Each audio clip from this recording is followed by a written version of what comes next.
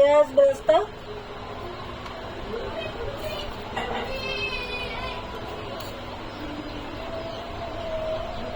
শসা কুচি,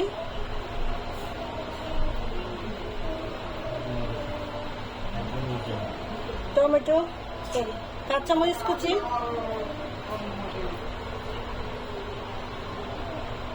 ধনিয়া পাতা,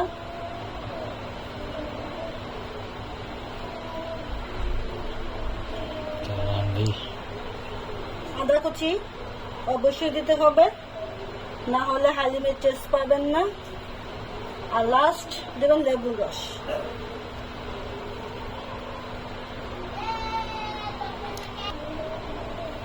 এই দেখুন কত ইয়ামি হালিম রেডি।